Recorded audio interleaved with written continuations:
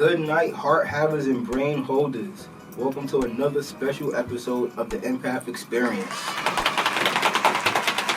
I know. Usually I'm here with my other co-host, but I told him to take a break and we switched it up today. You feel me?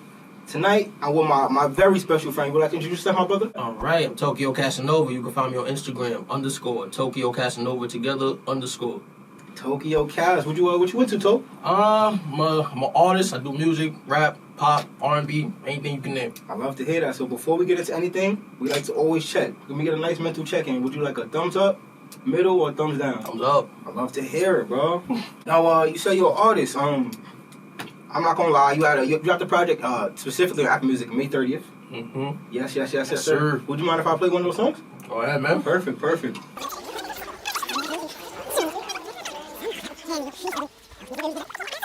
Off the intro, because when I listen to albums, I like to listen to them every song as it is on the album. You feel me? Yeah. So right after the intro, I hear DJ Drama, and I'm just like, oh, I'm listening to something I expected, some music, right?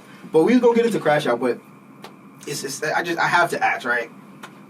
You have a diss track on the album. Yes, I do. You have a diss track on the album. You want to get technical? That album was a diss itself. The whole thing. Literally, pretty much the whole thing was a diss itself. Like the beginning of the album was just a diss itself. I want you to know I had to listen to the song with headphones, without headphones. I'm like, what's going? Like, do you want to speak about that? Like, how do we even?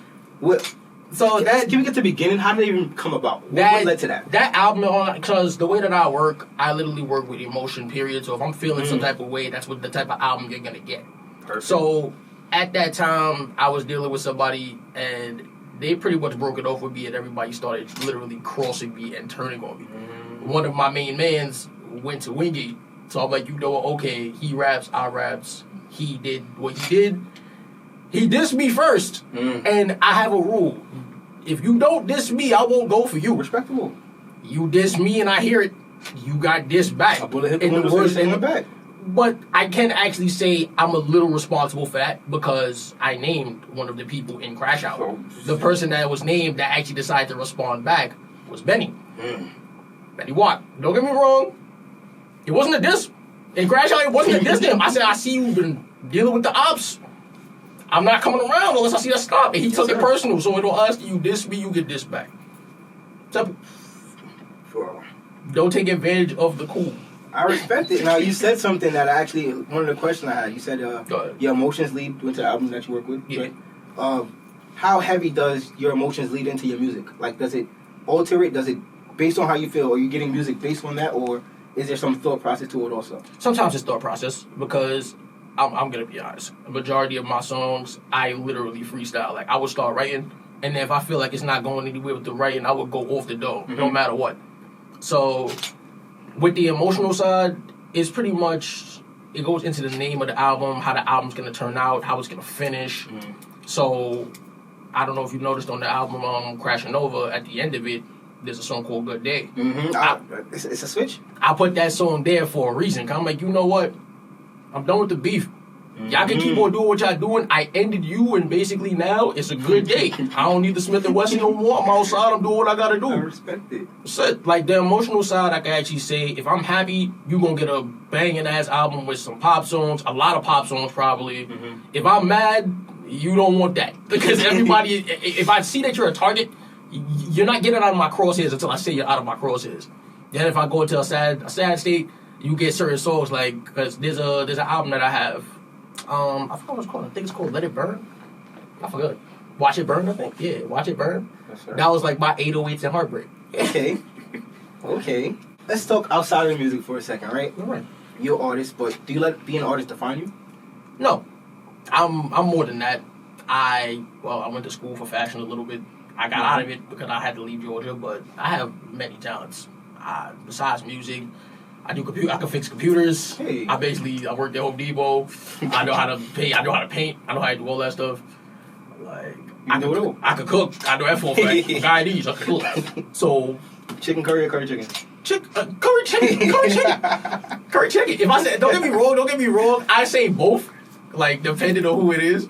I'm like, you know what? I've been saying curry chicken for so long. I'm like, you know what, man? I can't. It's chicken curry. It's chicken curry. Look, man, like, about to say chicken curry once in a while. I said, like, yo, hold on. Just like, usually I say curry chicken all the time, but I see how it is in here. I got it. So you're not from New York originally? I actually am. I was born and raised in New York. I moved to Georgia just for a little bit because there was a couple problems going on out here with me. So I moved to Georgia. That kind of didn't take well. So I moved right back to New York. But the goal is to go back to Georgia. But see it the way that it is right now. I think I want to go back like right now. Respectable. So you are an independent artist. Yes, sir. How does that, like, what does that mean to you? Do you do you have mainstream dreams, or you love where you at? I like where I'm at. Especially knowing and learning the music industry coming up from high school. I like where I'm at. And I'm glad that I actually kept it to myself.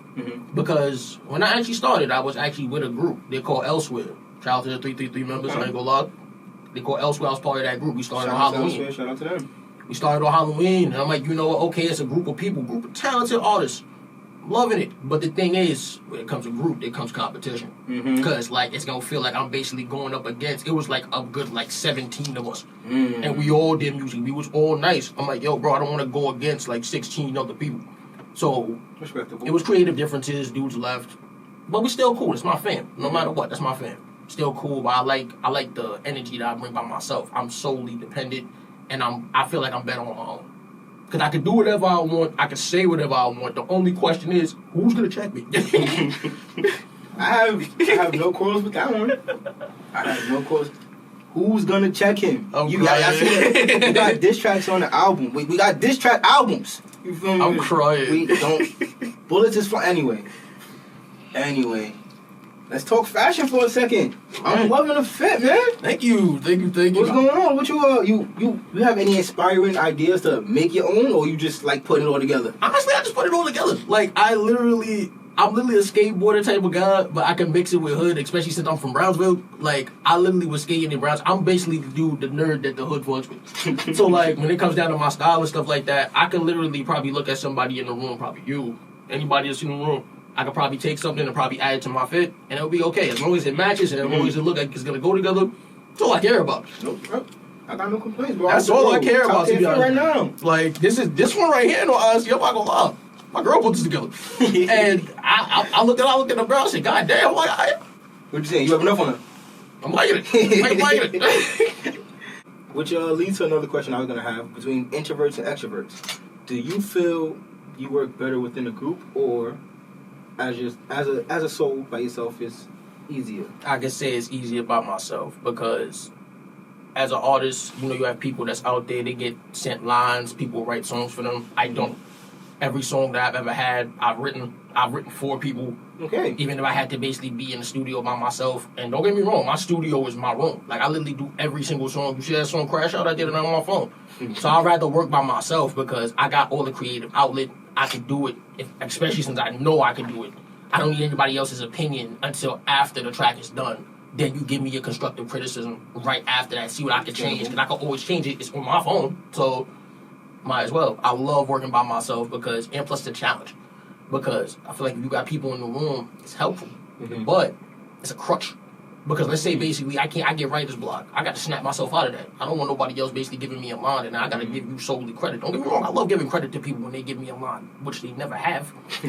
But I would love to give credit to somebody to give me a line, but I don't need it. So being by myself makes it all the more better, and gives me a little bit of a challenge to actually like get my wordplay up there, get my beats up there, get my production up there. So yeah, by myself. So based on that, it's likely for me to easily assume you more of an inside guy than an outside guy. Yeah, there you go. Okay, now that's a better explanation, because, like, being by myself just feels good. I'll take myself out on a date if I have to. Like, being by myself just feels good. What does success look like to you as an independent artist? People bumping my music, period. As long as basically somebody's actually listening or tuning in, that's how you know you're either doing something right.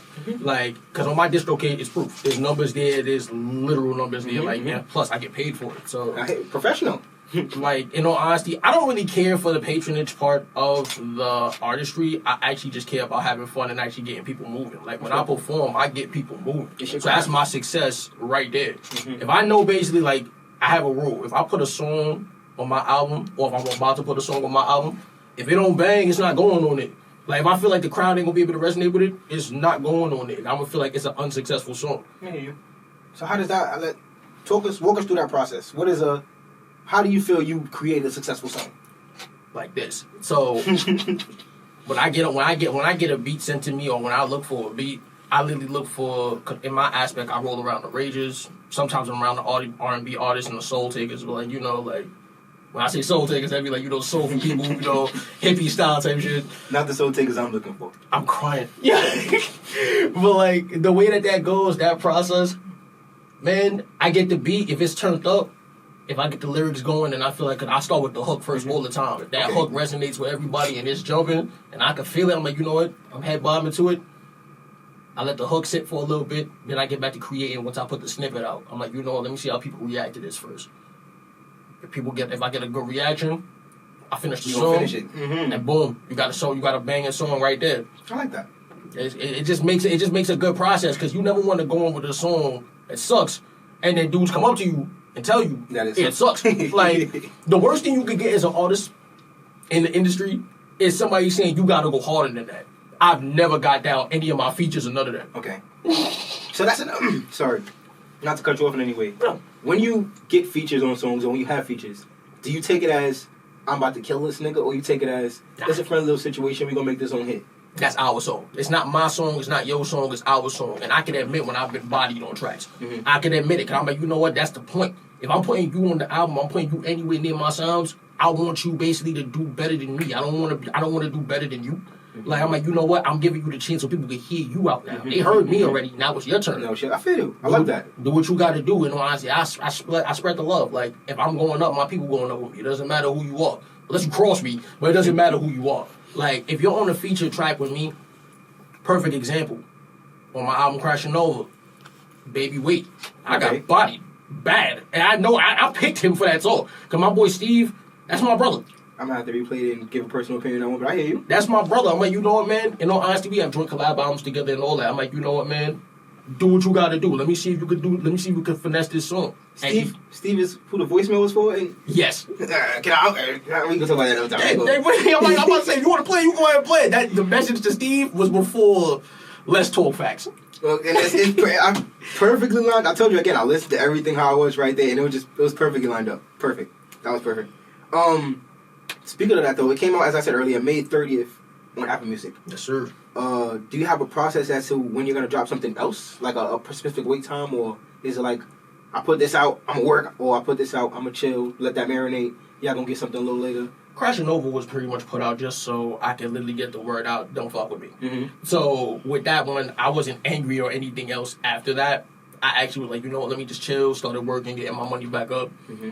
Like, I would probably do like a feature or so, but coming with another project, I usually just do it whenever I feel like it. I'll be very honest with you. Like, if I get bored or if I'm feeling like some type of way, like, you know what, if I'm feeling in a good mood, everything is going successful, I'm going to make a good album. Like, because I have an album that I made in like 2022. I got a job. It was called Agent of Chaos. I caught a job, a very high-paying job, too.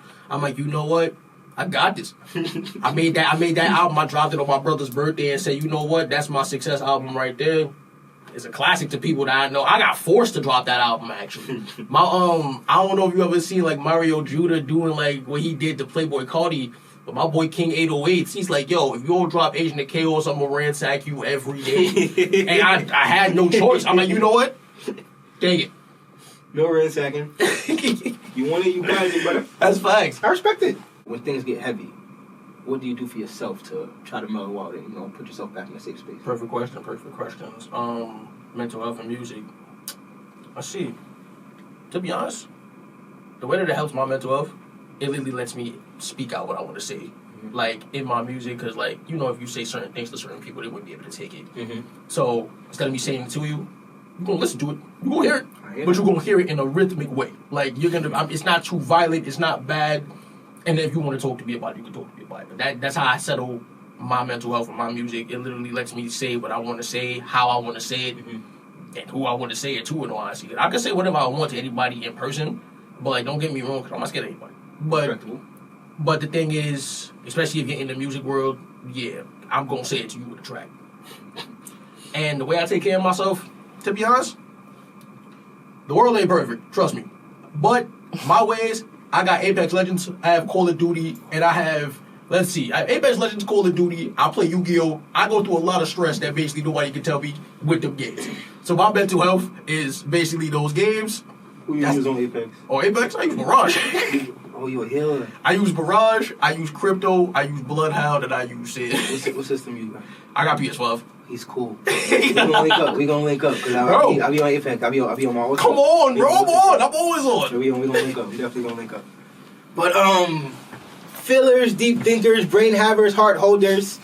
This has been the Empath Experience. Hey. And we'll catch y'all again. Good night from myself, Jim the Dom James, and my great bro over here, Tokoyo Casanova. Good night. We catch y'all when we catch y'all. Hey there, feelers and deep thinkers. I just want to say I appreciate you guys for all the support, likes, and views that you've been giving the Empath Experience from day one. With that being said, guys, don't forget to subscribe. With every subscription, I promise to get you guys more guest hosts that you enjoy, more mental health topics that you want to follow, and overall mental health topics that you want to hear covered. So don't forget to subscribe, deep thinkers and feelers, and stay tuned. If this felt good or helped even a little bit, give it a thumbs up. Want more moments like this? Hit subscribe. Take care of you always. Whether you're riding the emotional coaster or just need a moment to vent, this is your space to feel it all. No judgment, just good vibes and good conversations. See you guys next time. Later, friends.